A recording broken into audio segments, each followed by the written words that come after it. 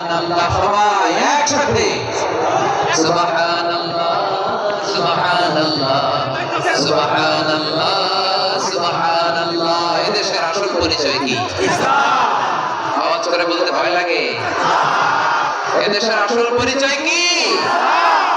ইসলাম দিয়ে আমাদের সংসদ ভবন চলুক, আমরা চাই কি চাই না?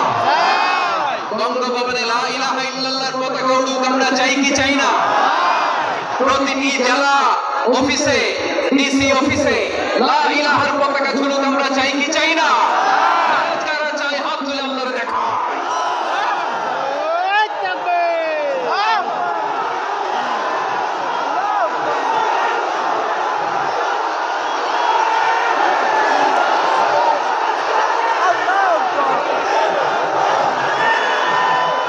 মাশাআল্লাহ মাশাআল্লাহ মাশাআল্লাহ মাশাআল্লাহ।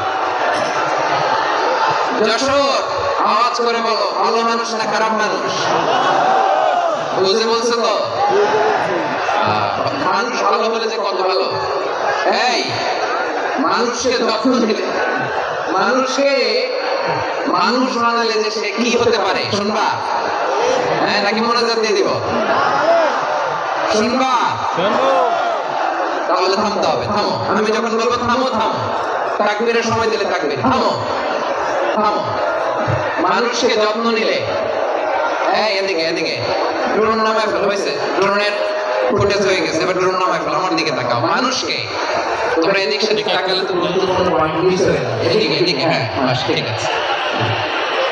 মানুষকে যত্ন নিলে মানুষের মধ্যে আল্লাহ কি পটেনশিয়াল রেখেছে। আমি জাপানের দুটো উদাহরণ দিই। জাপানে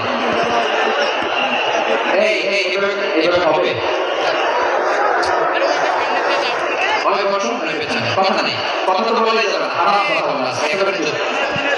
আজকের জন্য হারাম করে দিয়েছে, আমি কিছু সময় নেই, একেবারে নিষিদ্ধ। জাপানের দুটো উদাহরণ দিই, কাল করে একটু শুনে বুঝবেন। আল্লাহ 2022 সালে জাপানের সাথে জার্মানি খেলা ফিফা ওয়ার্ল্ড কাপ 2022, এক পক্ষে জাপান, আরেক পক্ষে কোন দেশ? জাপান। কথা শুনে নেই। জাপান। এক পক্ষে কোন দেশ? জাপান। আরেক পক্ষে? জাপান। সবাই এক পক্ষে? জাপান। আরেক পক্ষে? জাপান। ওই খেলায় জিতেছিল জাপান। জিতেছিল জাপান।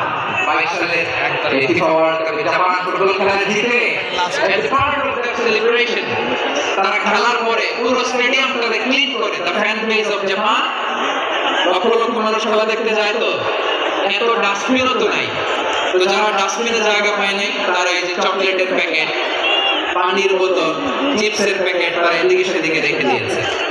জাপানের ভক্তরা, জাপানের ফলোয়াররা, as part of that celebration, তারা খেলার পরে পুরো স্টেডিয়ামের সব ময়লা আবর্জনা ক্লিন করে তারপরে বিদায় নিয়েছে।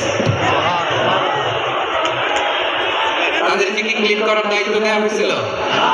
এই যশোর, জাপানের যে ছেলেরা খেলা দেখতে গেছিল, ওদেরকে কি ক্লিন করার দায়িত্ব দিছিল?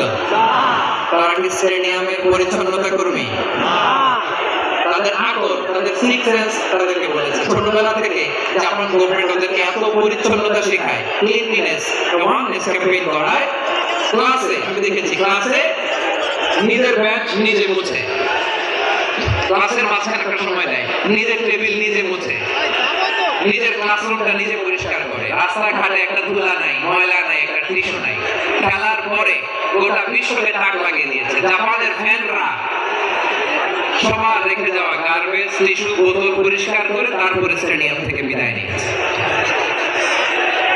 আমরা কেন এমন হতে পারলাম না? আমরা কেন এমন হতে পারলাম না? জাপানের যারা এগুলো করছে, ওদের 3টা করে চোখ না, চোখ তো 3টা জাপানও লাগলো।